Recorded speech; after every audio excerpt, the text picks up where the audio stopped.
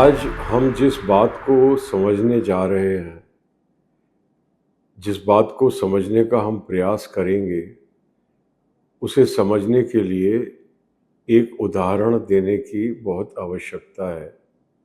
एक काल्पनिक उदाहरण। भारत में जो रेलवेज़ हैं, वो पूरी तरह सरकार के नियंत्रण में है। लेकिन कल्पना कीजिए कि अगर भारतीय रेलवेज़ प्राइवेटाइज़ हो जाती है। नॉर्दर्न रेलवे एक कंपनी चला रही है, सदर्न रेलवे दूसरी कंपनी चला रही है, ईस्टर्न रेलवे तीसरी कंपनी चला रही है, वेस्टर्न रेलवे चौथी कंपनी चला रही है और इन चारों कंपनियों में भारी प्रतिद्वंदिता है और इनके जो हेड हैं, चेयरमैन, मैनेजिंग डायरेक्टर, मालिक जो कुछ भी हैं, वो बहुत ईगोइस्टिकल लोग हैं। एक दूसरे की शक्लें भी देखना नहीं चाहते और आपस में बहुत ज़बरदस्त कंपटीशन है और एक दूसरे के कस्टमर छीन लेना चाहते हैं। एक दूसरे को फूटी आँख नहीं सुहाते ये सब। लेकिन ट्रेन्स चलाने के लिए इन चारों कंपनियों को जो रेलवे ट्रैक्स हैं और जो सिग्नल है, जितने भी सिग्नल हैं और जो रेलवे ट्रैक्स हैं, उनके ऊपर उन सबको एक सहमति, एक कॉन्सेंसस उनको एक्वायर करनी होगी, वरना ट्रेनें आपस में टकराने लगेंगी और सबका धंधा चौपट हो जाएगा। तो ये जो उदाहरण मैं दे रहा हूँ, ये हमारी बॉलीवुड की फिल्मों पर लागू होता है। 14 अगस्त को 2 बड़ी-बड़ी फिल्में कुली और वॉर 2 रिलीज़ हो गई एक साथ और जिनकी स्टार कास्ट लगभग अखिल भारतीय है। उत्तर से लेके दक्षिण तक, पूरब से लेके पश्चिम तक, जो सारे ऑडियंस को भारत के आकर्षित करने जा रही हैं फिल्में। और ये दोनों की दोनों फिल्में एक ही दिन रिलीज हो जाती है और फिर अगले हफ्ते जब फ्राइडे आता है 22, तो कोई सी भी फिल्म रिलीज नहीं होती। अब हम इनके जो रिव्यूज आए हैं उनको भूल जाते हैं, सिर्फ उनके कलेक्शंस को याद करते हैं। वॉर 2 का जो कलेक्शन है पहले हफ्ते का, वो करीब 225 करोड़ है और कुली का जो कलेक्शन है वो 300 करोड़ है। ये ऑल इंडिया कलेक्शंस है, इनमें ओवरसीज नहीं डाला गया। तो ये जो कलेक्शंस हैं, इनके दोनों फिल्मों के किसी के भी क्रिटिक्स ने अच्छे रिव्यू नहीं दिए, लेकिन इनकी स्टार पावर और इनका जो एक्शन सीन्स हैं और इनकी जो प्रोडक्शन वैल्यूज़ हैं, वो इतनी स्ट्रॉन्ग हैं कि उसकी वजह से फिल्मों ने ये कलेक्शन किया।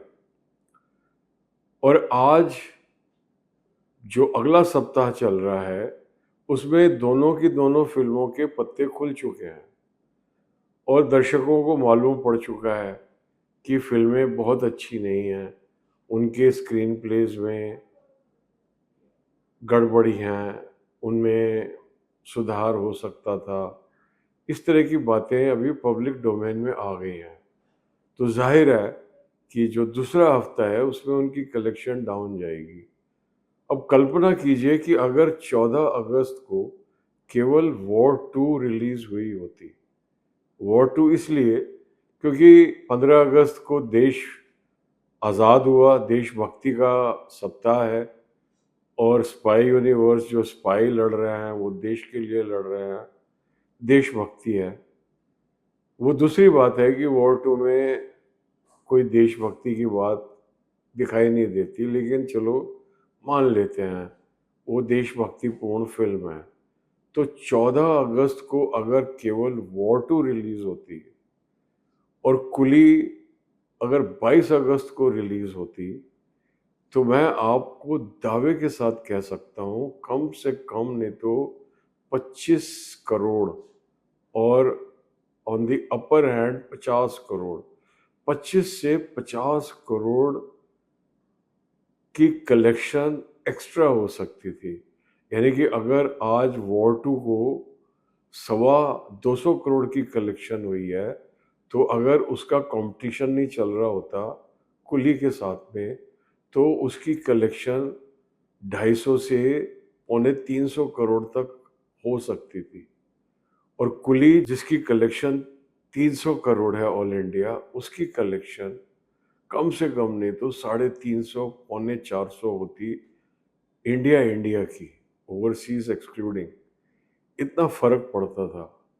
लेकिन ये हो नहीं सकता क्योंकि जितने भी प्रोड्यूसर्स हैं सब बहुत स्ट्रांग माइंडेड हैं।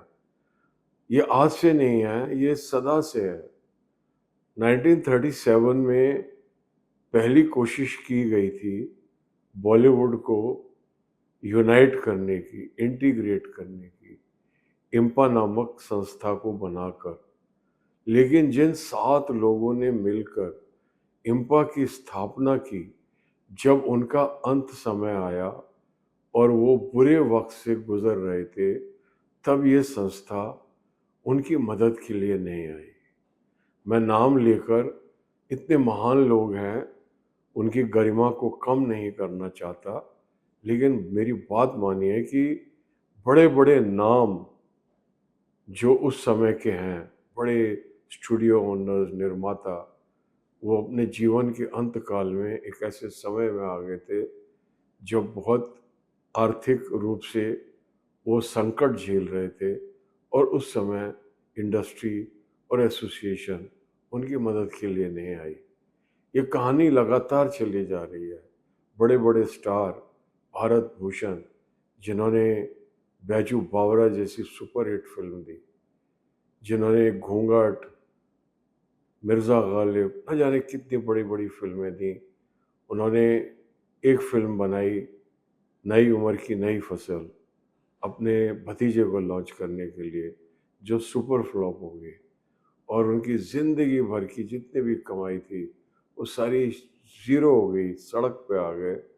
और अंत काल में ही was forced to travel by buses and do roles which according to his stature were junior artist के रोल्स थे। ऐसे उनको रोल्स करने पड़े। भगवान दादा, जिन्होंने अलबेला जैसी सुपरहिट फिल्म बनाई, उन्होंने अपना अंतकाल बहुत ही आर्थिक संकट में गुजारा। ऐसी कथाएं अनगिनत हैं। लेकिन जब गुड्डी चढ़ती है किसी की भी, तो वो हवा में उड़ जाता है, लेकिन भूल जाता है कि जैसा औरों के साथ हुआ ऐसा उसके भी साथ होएगा। लेकिन ये सब बातें आप कितनी भी बोलते रहो, कितनी भी बोलते रहो, आज फिल्म उद्योग में प्रोड्यूसर्स की 4 एसोसिएशंस हैं। एक इम्पा है, एक गिल्ड है, एक वेस्टर्न इंडिया है, एक काउंसिल है। तो और चारों का आपस में कोई तालमेल नहीं है। फिल्म फेडरेशन ऑफ इंडिया है, उसका कोई तालमेल नहीं है इन चारों के साथ में।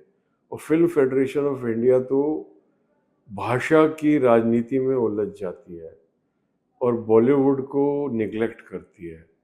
जैसे राष्ट्रीय पुरस्कारों में बॉलीवुड निगलेक्ट हो जाता है, जो हमारी रीजनल भाषाएं हैं उनको आगे बढ़ाने के लिए, एक समरसता लाने के लिए, ताकि किसी को ऐसा महसूस नहीं हो कि हिंदी को थोपा जा रहा है या उसको ज़्यादा अहमियत दी जा रही है। तो इस प्रकार से जैसे होता है, वही फिल्म फेडरेशन ऑफ इंडिया का हाल है। लेकिन संभालना है बॉलीवुड को, क्योंकि ये ब्रांडिंग जो है ना बॉलीवुड, ये बार बार नहीं होने वाली, ये बाई चांस हो गई है। और इस ब्रांड के नीचे पूरे अखिल भारतीय सिनेमा को आना पड़ेगा।